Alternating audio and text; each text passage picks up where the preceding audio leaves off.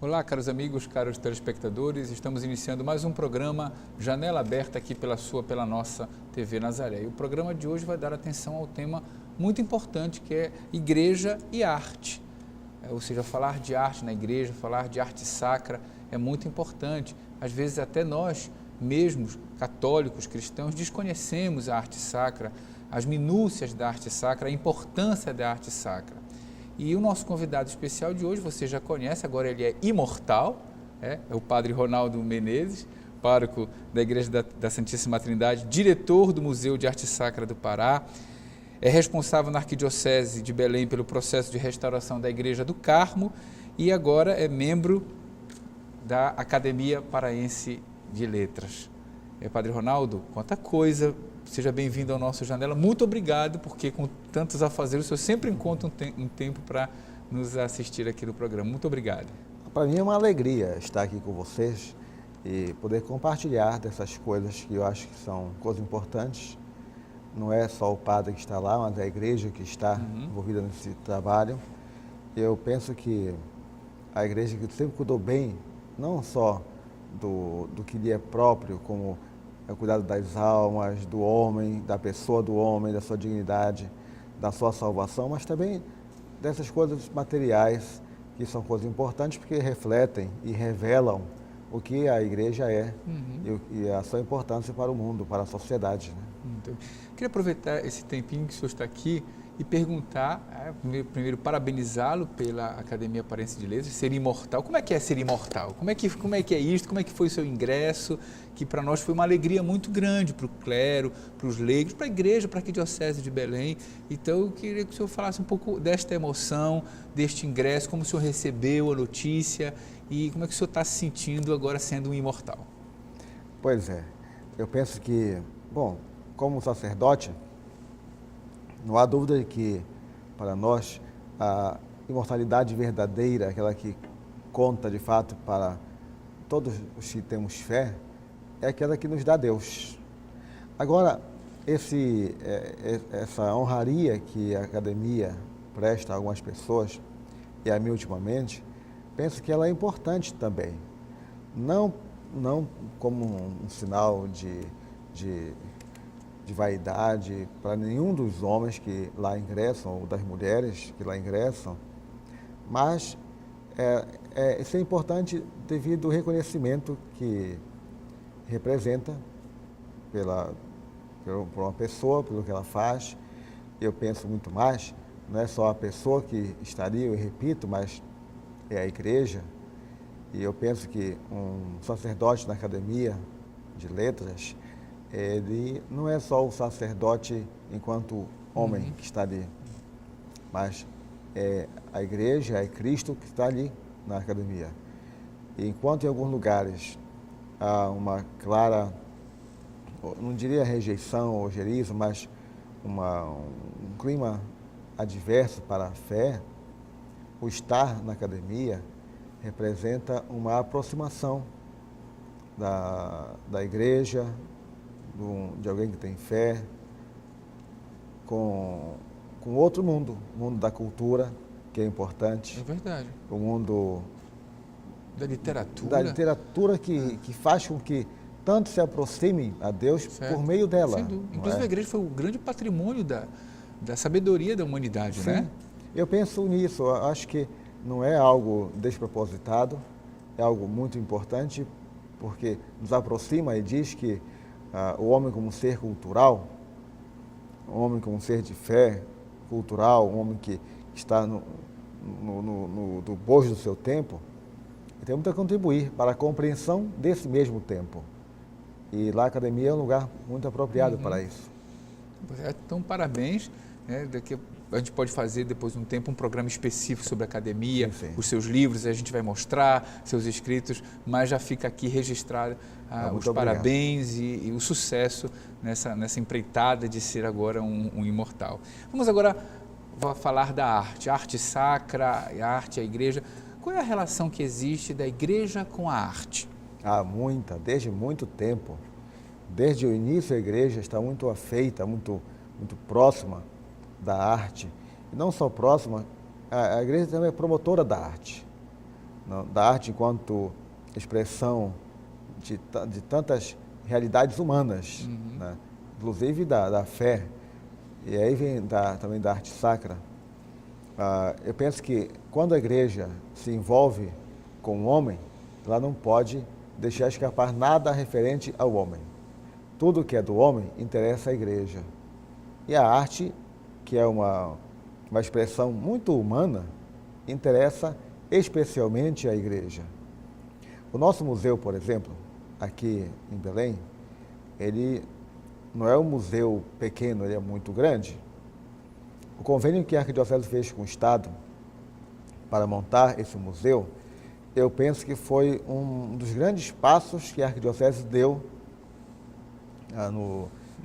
nos anos 90, 98, quando montamos o museu, para mostrar o quanto ela é ciosa deste patrimônio e o quanto ela se sente responsável, não só por manter o patrimônio, por conservá-lo, mas por mostrá-lo na sua totalidade como expressão da fé de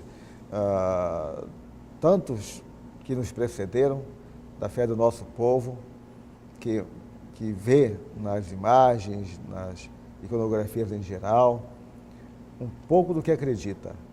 Então, a igreja, ao cuidar disso também, ao patrocinar isso também, e agora permitir que um padre esteja no Museu de Arte Sacra, ela mostra não só a relevância da arte, mas a sua importância, mas mostra que ela continua a querer não só guardar, vigiar, mas promover isso para o bem de toda a comunidade.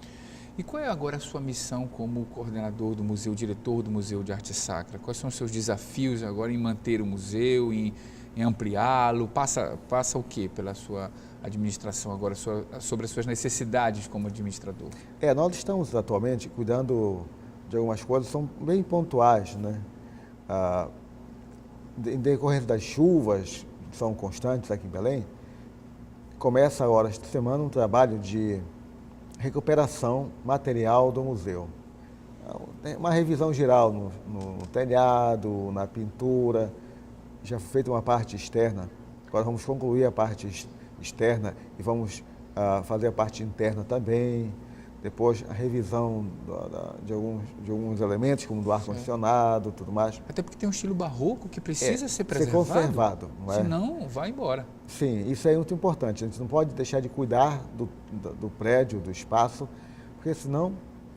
Agora, depois disso, aliás, concomitante a isso, nós retomamos uma prática de uma exposição mensal que nós chamamos de O Santo do Mês. Como é essa prática? Interessante. Nós iniciamos em dezembro com as imagens do Menino Jesus, mas agora, cada mês, a gente coloca um santo muito próximo da religiosidade popular. Este mês de março, São José de Bocas. São José. Está lá na Galeria Fidanza, não é? A imagem bonita, e colocamos, com a ajuda do Rômulo Queiroz, que coordenou muito tempo essa área. Hoje é diretor do MIS e tem um carinho especial pela curadoria. Ele colocou junto à imagem uma estante com areia branca, para simbolizar a caminhada de São José pelo deserto, fugindo de Herodes com Nossa Senhora Jesus, para proteger Jesus. Então a imagem que nós temos de São José é, de fato, protetor da família sagrada. Daí, o protetor da igreja como um todo, da igreja que está em todo o mundo, universal. E essa imagem, essa exposição é bonita. E a cada mês, nós vamos colocar uma imagem muito próxima do povo, sugestiva, para que essa imagem represente toda a devoção que se tem aqui no Pará, sobretudo em Belém, não só pela imagem, mas pelo que ela representa, né? Isso é importante. Retomamos esse aspecto do museu que acho que vale a pena mostrar bem. Logo em seguida, nós queremos retomar o projeto de aquisição de novas imagens. O nosso acervo é muito bom, mas a nossa reserva técnica não é muito grande, é pequena. E nós queremos incentivar famílias que tenham imagens em casa, imagens de família mesmo, ou doar para o museu, fazer comodato, porque nós guardamos, nós conservamos, nós protegemos, inventariamos, catalogamos. Então, quem dá... todo um cuidado, quer dizer, muito não é jogada a imagem, não. Pelo contrário, ela é toda protegida. Ao contrário, quando se deixa uma imagem no museu, ela é tratada com cuidado, com esmero ímpar. Então, não dá para fazer diferente. Não é? Então, queremos que as famílias que têm imagens possam doar suas imagens para o museu, para que o museu guarde suas imagens, proteja suas imagens, não vão perder as imagens. Isso evita que algumas imagens nossas do Pará saiam do Pará e vão para outros lugares, vendidas por famílias. E queremos também, o outro projeto é abrir as portas do museu para uma maior visitação. Nós temos uma visitação média de 1.400, 1.500 pessoas por mês, que é muito boa. Em que horário, mais ou menos, está aberto o museu? De 10 da manhã até às 18 horas. Até às 18 horas. Isso de segunda... De terça a domingo. De terça a domingo. Segunda-feira o museu não abre. Tá. Na terça a entrada é gratuita, não se paga nada. Na Galeria Fidanza não se paga nada nunca. E a intenção é abrir as portas do museu para maior visitação.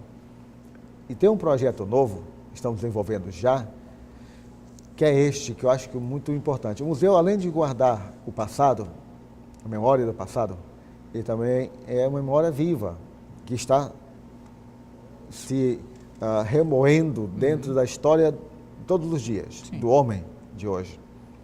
E queremos, já em vista de Belém 400 anos, promover um ciclo de palestras que retomem o estudo da participação da igreja e da religião, em geral, na fundação, na formação da cidade de Belém. Estamos em contato já com o centro acadêmico da UFPA, na área de História, com professores de História que nos estão nos ajudando. Montamos um pequeno um esboço do projeto. Estamos já finalizando o projeto. A parte de 2012 está pronta, 2013 já está também pronta, para que esses professores que estudam a religião em Belém, no Pará, e a participação da Igreja Católica, em especial, nesse processo, possam não só falar para a academia, mas possam, em palestras que o museu vai promover, estender essa compreensão para toda a comunidade. E olha, nós estamos tendo uma aceitação muito boa. Dia 22 agora de março, será a primeira palestra. Como foi que a igreja participou da Fundação de Belém? Poucos conhecem, poucos sabem. Essa relação. Essa relação. Porque que é íntima, inclusive. Pois é, a igreja sempre esteve presente na história da cidade. Mas de que maneira? Quem esteve aqui quando chegaram os portugueses? O que aconteceu naquela revolução ali? Por que vieram os portugueses para cá e fundaram Belém? Poucos sabem, foram impulsionados por uma preocupação religiosa. Aqui estavam os holandeses, tinham chegado os ingleses, e agora? Então os portugueses vêm com religiosos, vêm com jesuítas, depois vêm os franciscanos, aí começa o núcleo de Belém. Então, e a religião está presente. O Museu de Arte Sacra ele quer ajudar a compreender esta participação da igreja, hoje católica, inicialmente, depois de outras religiões que vieram para cá com o tempo, como a igreja influenciou na arte, como a igreja influenciou nas construções das cidades, como a igreja influenciou na formação do núcleo original de Belém. Então, eu creio que essa nova função do museu é uma função muito interessante, porque vai ajudar a comunidade a compreender a religião, não só como um louvor, mas como prática do que acredita no dia a dia, a incidência da fé no cotidiano da cidade. E ao visitar o museu, você também tem a possibilidade de rever mediante as peças, a história. E aí é como um contar de histórias mediante a arte, mediante aquilo que está sendo mostrado, que está sendo escrito ali ao lado. Quer dizer, você é convidado quase como que a reviver uma época, porque você não vê estas imagens ou conhece isto em cada esquina. Você precisa realmente colocar estas peças em um local especial, para que elas possam, dentro de uma cronologia de caminhada dentro do museu, você percorrer os séculos, os anos, e aí você vai aprendendo a história. Como é importante para os alunos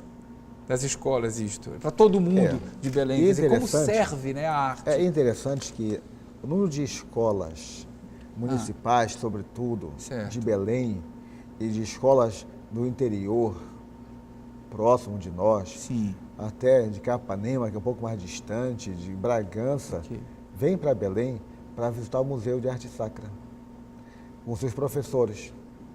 Nós temos educadores lá no museu que saem e falam com os alunos, explicam, mostram as peças, falam da importância daquelas peças, do que elas representam, mostram a nossa história.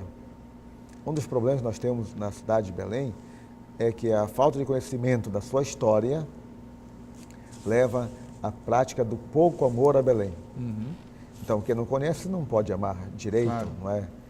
E o museu quer ajudar a conhecer a história de Belém, conhecer a história a partir das expressões religiosas, da arte, da imagem, do processo em que a arte foi elaborada. Então, tudo isso a gente quer ajudar. Eu penso que o museu passará, então, daquela concepção que se tem atualmente. São coisas velhas. Exato. Coisas antigas. Coisa antiga. Não, vou lá ver velharia. Que é velho é museu, o pessoal diz assim na brincadeira. Que é coisa velha é museu. E é o contrário. O museu guarda não só a memória do passado, tá? Mas ele é a memória viva, atual, do homem de hoje. Não é? E o homem deve se ver no museu. É aquela região do Conjunto Feliz Lusitânia, que é o Museu de Arte Sacra, Catedral de Belém, Museu da Imagem do Som, Museu do Círio, as 11 Janelas, Forte do Castelo, Santo Alexandre, Santo Alexandre, a igreja. Você anda um pouquinho mais, tem o Museu do Estado do Pará, o MEP. É verdade. Aí tem o MAB, que é o da Prefeitura, logo ao lado. Aí tem a Igreja de São João. Quem vai à Cidade Velha, naquele bloco, naquele conjunto, tem uma visão geral de Belém, da cidade, da sua história, que é impressionante. Pegar um sábado de manhã, fazer um percurso a pé, de todo esse trajeto, entrando em cada espaço, admirando, ou se programando para entrar, passar um dia, por exemplo, uma manhã toda no Museu de Arte Sacra, Santo Alexandre, na igreja, nos seus jardins. É um programa familiar imperdível. Deve ser feito obrigatoriamente, não é? Eu creio que são coisas que a gente tem que retomar em Belém. E essa interação com as escolas, eu acho super importante. Aqui que os coordenadores, os professores, os diretores que estejam nos assistindo podem marcar, tem algum tipo de protocolo? Como é que funciona? Nós temos uma coordenação de educação no museu. Tá? Que pode ser acionada. A coordenação de educação agenda a escola, o horário, disponibiliza os educadores do museu para acompanharem a escola e o atendimento é especial para as escolas. Porque nós temos de crianças que vão lá e adoram o museu, ver as peças, se identificam com as peças, porque às vezes vêm do interior ou de casa onde tem imagens, né? E essa proximidade com a imagem, com a fé, com a religião, ajuda a compreender o próprio lugar da criança, do jovem, aqui na sociedade. Não é um jovem que não tem uma identidade. As imagens nos ajudam a identificar a nossa identidade. É verdade, até porque a arte também, Padre Ronaldo, faz com que o espírito se eleve. Você começa a pensar em coisas mais nobres. Ajuda, de uma certa forma, a espiritualidade, a intelectualidade. Você se torna uma pessoa que busca outros valores dentro do mundo nosso que é imediato, do fast food, da comida imediata. Do rápido, né? A arte causa a meditação, causa a contemplação. Então, verdade. Mas quando você entra no Museu de Arte Sacra, a gente fica estupefato. Você sobe aquelas escadarias, né? É verdade. Aí abre a porta do museu. se depara com a imagem da Pietà, né, que é bonita, que é pertencer à Igreja do Carmo, você, logo na entrada, você olha aquela imagem, não tem como não parar e ficar contemplando a imagem. Aí começa a andar no museu e a ver as imagens que são significativas, porque elas estão cheias de história, mas da nossa história. Né? Não é da história de outros povos, então, é da nossa história. Então, ao descobrir uma imagem, você descobre a si mesmo. Ao relacionar uma imagem com uma história que você ouviu falar, que lhe contaram, você se coloca nessa mesma história. Então você diz, agora quem faz história sou eu. Outros já a iniciaram, outros a construíram nesses aspectos, aqui e acolá. Agora, esta parte é minha responsabilidade. O museu ajuda a compreender a função que cada um de nós tem neste momento atual, no momento presente. Bem, nosso telespectador que está nos acompanhando em casa pode também estar perguntando, Padre Ronaldo, mas o que é a arte sacra? Será que é só imagens? O que distingue a arte sacra da outra arte? Para a gente poder entender melhor. A arte é a obra do homem. É o homem que faz a arte, não é? A diferença entre a natureza que Deus criou já está pronta e a intervenção do homem é que o homem trabalha. Então a arte ela é o resultado do trabalho do homem, do labor, né? E do bom gosto também. A arte sacra é aquela que representativa do religioso, né? É aquela na qual o homem expressa a sua relação com Deus, com o transcendente, não é? E nessa relação ele se descobre não só como finito, como factual, como corpo aqui, que um dia morre e desaparece, mas ele se descobre como alguém que se destina a algo maior do que o momento presente, do hoje. Ele se descobre como alguém maior do que o seu corpo, que vai além da sua corporeidade, vai além da sua materialidade. Viu? E ele descobre que este além é algo para ele tão importante que ele não pode prescindir, desconhecer, ele não pode relevar, não pode adiar. Então, a arte sacra é aquela que, de certo modo, traz também o transcendente para perto dele e que o ajuda a ir daqui, do imediato, e também da mediação que ele tem, para logo depois, bem longe. Essa arte é uma arte bela, porque ela é muito, muito representativa do que nós somos e do que nós seremos. O homem sente a necessidade de tornar concreto o extraordinário, mas ao mesmo tempo na arte sacra o divino, o sagrado, que para ele tem um valor sobrenatural. Eu acho que a arte sacra também, ela traz para cá, para hoje, uma questão que pouco se discute, né? Que é o valor do que nós não vemos, né? Embora eu queira ver tudo, e na arte sacra eu veja uma realidade que não me é acessível de imediato, eu penso que quando você vê a arte sacra nesse sentido, você diz, puxa, eu vou além disto, né? Eu me destino a algo superior, eu me destino a uma realidade que não me é acessível agora, mas que ela existe. Então, na arte sacra, o homem se vê, se revela, se descobre. Ela é bonita. É verdade. Não é só uma peça que eu vejo e gosto, não é? Eu acho que foi João Paulo II, citou uma frase de Dostoiévski, que é um escritor russo, assim, a beleza salvará o mundo. Esta frase de Dostoiévski.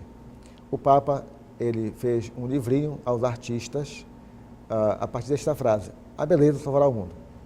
Na arte sacra, você vê o belo que salva. É verdade. O belo que não está só numa peça, mas que revela a beleza pura, a beleza superior, a sua beleza, que é Deus. É verdade. E busca aquele belo que os gregos tanto falavam, né? Do belo, e para nós agora que somos cristãos, o belo é o próprio Cristo, é o próprio Deus. É o próprio Deus. Quer dizer, o museu faz com que você possa revisitar tantas coisas belas e sair dali revigorado e mais feliz. Quando você chega, um visitante chega na praça da catedral, na Praça Dom Frei, que está no Brandão, aí eu já vi isto, né?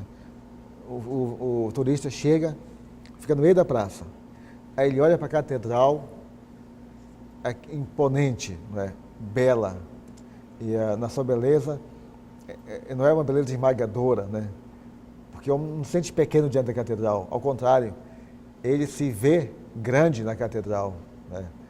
Aí para e vira um pouquinho, olha para Santo Alexandre, do Palácio Episcopal, essa estrutura construída pelo gênio humano, numa época difícil para Belém, que não havia muita coisa, não havia grandes recursos, ele descobre o Palácio Episcopal. Olha para o lado, vê Santo Alexandre. Aí entra na igreja Santo Alexandre, vê os púlpitos maravilhosos, feitos por mãos indígenas, né, em peças de madeiras belíssimas. Começa a percorrer. Então, já acompanhei um turista, olhando, puxa, na Amazônia, algo tão grande. Aí, se ele voltar um pouquinho atrás, como já fiz voltar alguém olhando, agora calcula isto aqui em 1700. Olha, abstrai dos outros prédios, fecha os olhos e volta para 1700. O que é que você vê? Você vê uma grande amplidão de espaço e dois prédios majestosos, mostrando que o homem é capaz de superar o seu momento, por mais adverso. É verdade. Sair do seu imediato aqui, que até às vezes o pressiona e o oprime, e vai além disto, porque acredita em algo maior, porque vê algo maior e diz, puxa, aqui eu estou, e aqui eu sempre estarei, porque aqui eu vejo que a minha obra representa algo maior do que eu sou. Certo. É algo bonito. É algo extremamente imponente. Imponente. Estou aqui entrevistando o Padre Ronaldo sobre igreja e arte, ele também que é imortal da Academia Paraense de Letras, está aqui nos ensinando muito sobre arte e a igreja. Você não sai daí, a gente vai para um rápido apoio cultural e voltamos daqui a pouquinho. TV Nazaré, a Amazônia falando para a Amazônia. Estamos voltando com o nosso programa Janela Aberta aqui pela nossa TV Nazaré, hoje tratando do tema Igreja e Arte. Estamos recebendo o Padre Ronaldo Menezes, que é pároco da Igreja da Santíssima Trindade. Ele é também membro da Academia Paraense de Letras, agora está responsável é diretor do Museu de Arte Sacra de Belém e também é responsável da Arquidiocese de Belém pelo processo de restauração da Igreja do Carmo. Muitas tarefas para o Padre Ronaldo, que já tem muitas tarefas, mas ele está muito empolgado, né, Padre, com esta missão de arte, igreja, Museu de Arte Sacra. De fato, é um trabalho que ao mesmo tempo dá um prazer muito grande, porque a arte ela é prazerosa. É prazerosa mesmo. Estiveram lá conosco há alguns dias alguns alunos do nosso seminário me perguntaram sobre esta relação da igreja com a arte e o que era possível fazer hoje ainda. Eu disse estudar a arte, compreender a arte, a função da arte na igreja, porque quando você estuda e compreende, você se sente não só responsável, mas colaborador. E o sacerdote, ele é o primeiro responsável pela manutenção da arte e o primeiro colaborador também para que a arte não se perca, não é? Para melhorar a arte, reproduzir a arte, redirecionar a arte, isso é importante. Antes de a gente falar especificamente da Igreja do Carmo, que o senhor está sendo responsável por essa restauração, fale-nos sobre a catedral. Qual é a importância da catedral enquanto arte, da Catedral de Belém? Olha, a nossa Catedral de Belém, que é muito bonita, ela não só é a igreja mãe da arquidiocese, mas ela é, em todo o Brasil, não tenho dúvida disso aqui, a catedral mais bela de todo o Brasil. Todo o Brasil. É verdade. A nossa catedral é ímpar. não existe outra tão bonita quanto a nossa. Nenhum lugar. Tá? Agora, por que ela é tão bonita?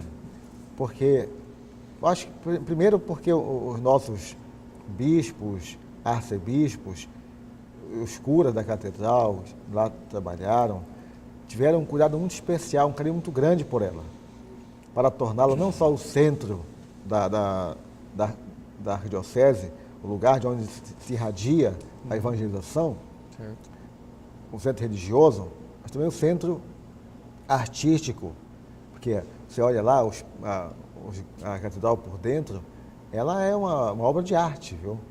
Não deve a nenhuma igreja europeia a nossa catedral. Às vezes alguém vai ao exterior e volta, foi em tal igreja, que coisa bonita. Pergunto, vocês têm na nossa catedral? Já foi lá? Não, nunca entrei. Então vá lá, entre. E contemple, né? Contemple. Senta no último banco e fica olhando lá o teto, viu? Aquelas cenas majestosas. Sente de frente para uma tela e contemple as telas que foram pintadas com tanto esmero, são belíssimas, não é? Contemple lá alguns minutos aos capitéis, olhe, ali você vai ver não só o bom gosto, não só o gênio humano, mas vai ver o quanto o homem se colocou ali, não como um homem que passa, mas como homem que fica na memória de Deus, e o quanto Deus conserva o homem, que tem uma relação especial com ele. Então, a catedral é belíssima. Né? Eu acho bonito também contemplar como que aquele artista intuiu o sagrado pôde materializar naquela obra, naquela tela, naquela imagem. Isso é interessante. É belíssimo. A catedral é imperdível, tem que entrar lá. E eu vi aquele órgão, Cavaillé, certo. Só tem 2 na América Latina, né? E o nosso é imponente ouvi-lo, sabe? Sentar, acho que um programa de família é ir à Catedral de Belém. Eu me lembro que eu fiz uma entrevista sobre música sacra e veio aqui o maestro que cuida disto. Foi interessante aquele programa, porque falamos sobre o órgão e como quando ele toca, todo mundo cala, porque ele fala sozinho. É tão imponente que você não precisa falar mais nada. Aquele órgão ali, praticamente, é uma meditação, é um retiro espiritual que a pessoa faz. Na nossa Catedral de Belém, eu penso que algumas pessoas que queiram ficar sozinhas para rezar, poderiam ficar ali uma manhã toda para contemplar o sagrado e ter uma relação especial com Deus. Ali é um lugar apropriado e é uma igreja tão bem cuidada, tão bonita. Muito bem. E a igreja de Santo Alexandre? É outro estilo, tá?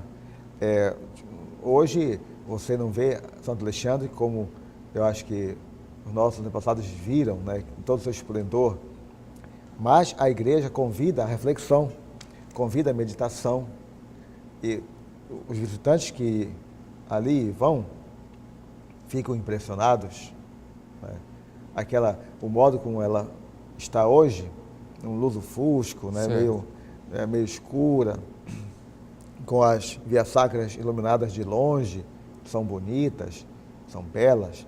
Quando os turistas chegam lá, os visitantes, ficam boquiabertos, né?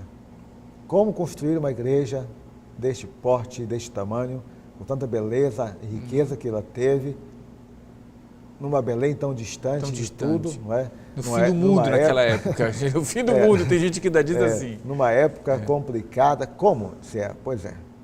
Aqui está o homem que reconhece a grandeza de Deus, né? E que não mede esforço para construir algo em honra de Deus.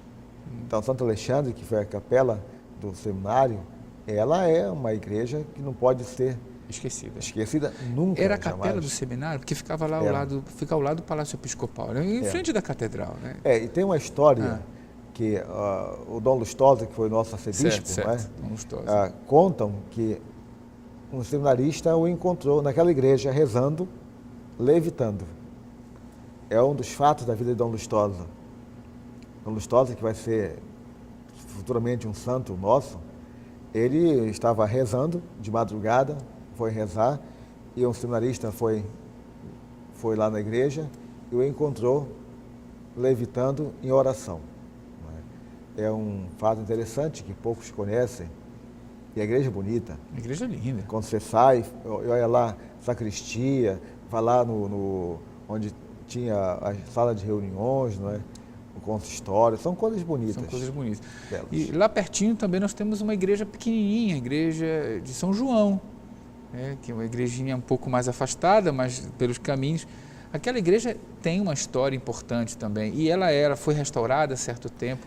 Ela é muito bonita, aquela igrejinha. Eu trabalhei muito visitada. Eu trabalhei nessa restauração, né? Em parceria com o IFAM naquela época. E foram retirados os altares góticos que ela incorporou no início do século XX pelos padres espanhóis. Penso que foram os agostinianos que colocaram. Depois foram retirados e a igreja ficou clara, iluminada dentro. E apareceram as pinturas originais de Landi. Essa igreja é chamada por um famoso historiador da arte de a joia de Landi, porque a sua forma octogonal, né, a tornou brilhante. É uma igreja brilhante. E eu acho que Landi pode ser resumido em São João, na igreja que ele construiu. Quando você vai lá, você se sente abraçado pelo sagrado.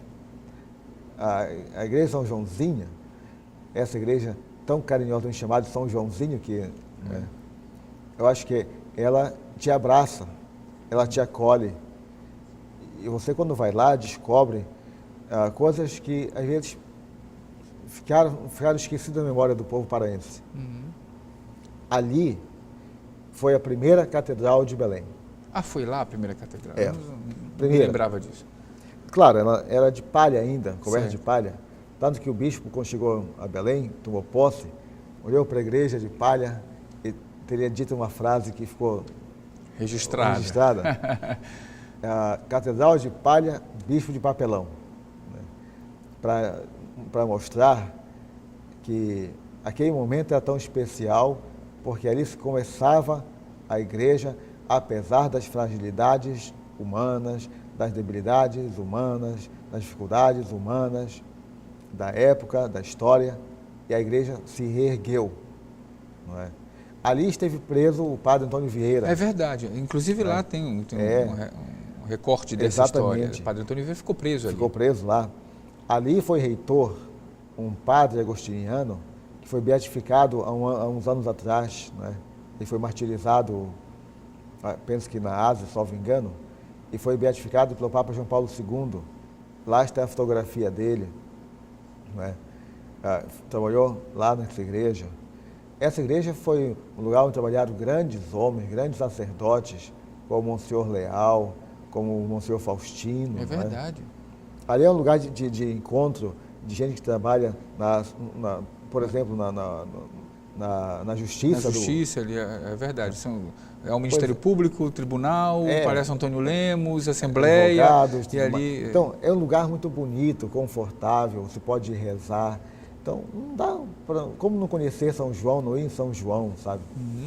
Se você pegar um pouquinho mais, descer, você vai encontrar a nossa belíssima igreja de Nossa Senhora das Mercês, de 1640, a igreja, espaçosa, ampla. É verdade.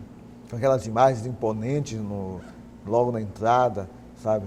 Que eu acho que você não pode deixar de ir lá. A igreja de Santana também passa por ali, um pouco mais para ali. Você sobe e chega na igreja de Santana. Hoje está sendo restaurada e é uma igreja belíssima. Eu acho que de Belém, depois da catedral, a mais bela igreja que nós temos em Belém. Aí você desce um pouquinho, entra na igreja Nossa Senhora do Rosário. Do Rosário. Foi toda restaurada, está bonita. Tá? Você chega lá. E o Rosário tem uma peculiaridade.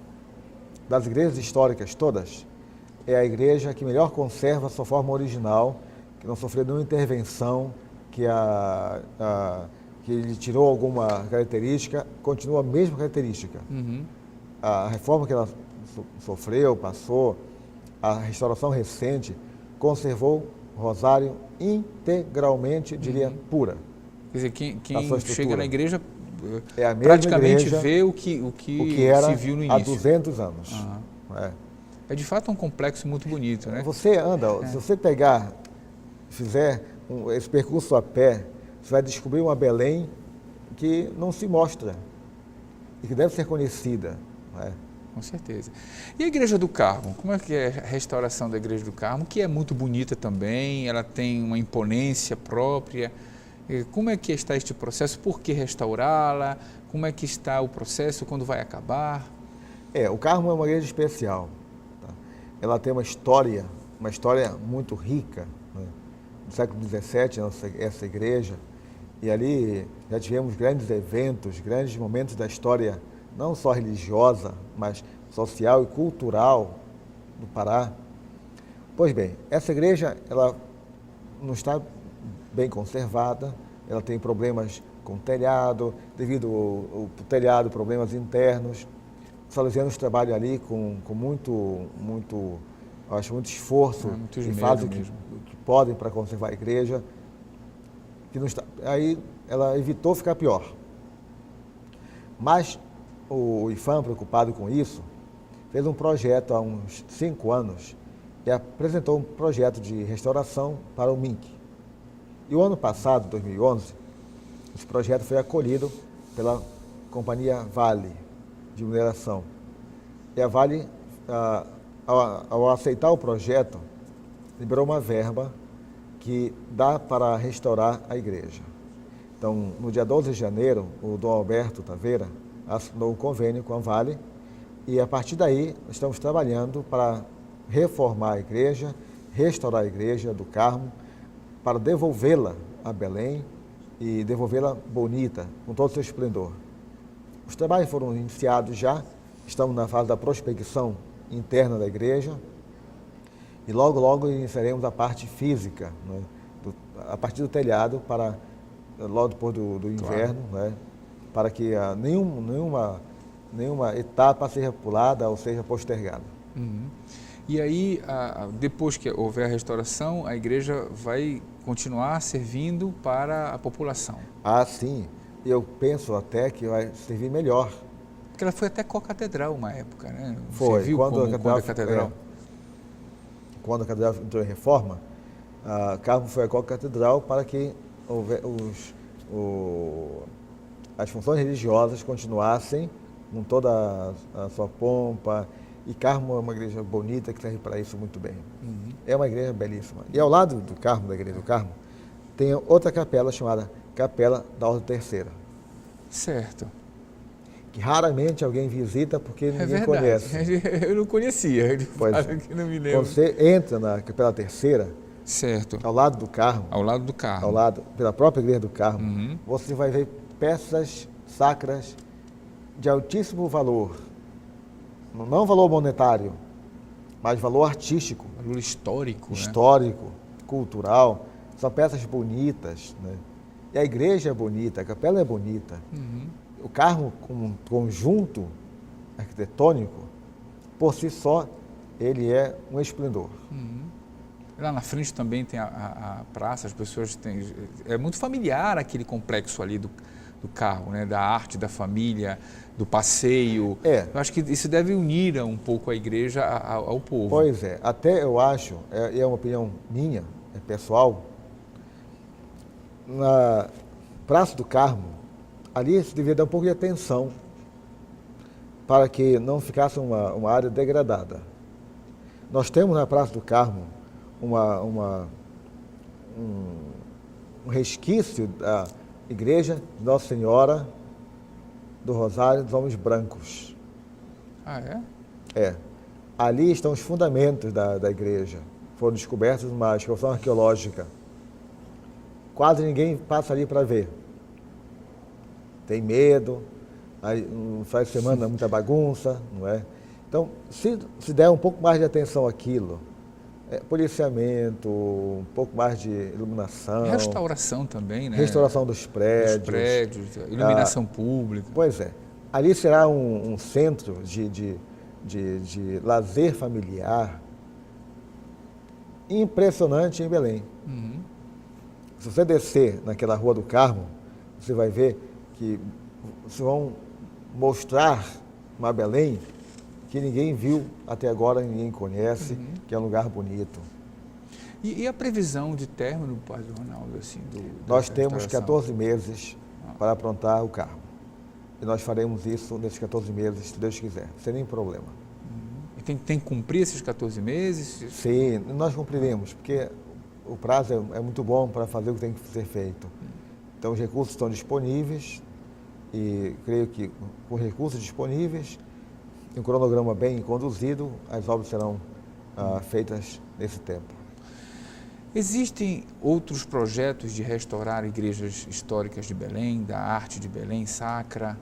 Sim, tem um projeto que está sendo acompanhado para a igreja Nossa Senhora das Mercês, que é uma igreja nossa muito bonita, que está com problema de telhado.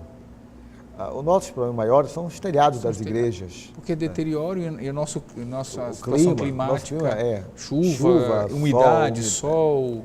Aí é um problema. E já está, o projeto parece que está concluído, estão atrás de recurso, mas algo que será feito e quando for feito, vai deixar a igreja Nossa Senhora das Mercês, nós diríamos numa linguagem popular, um brinco. Um brinco. Bonita. Ela já é bonita, mesmo como está, e ficará muito mais bonita ainda. E é importante restaurar isso tudo. Às vezes alguém pode até, mas eu não daria um dinheiro para uma restauração, porque, enfim, já é um prédio antigo. É o contrário, ali é a manutenção da vida, da história. E eu acho que é importante também a população valorizar a restauração e, por um outro lado, conservar.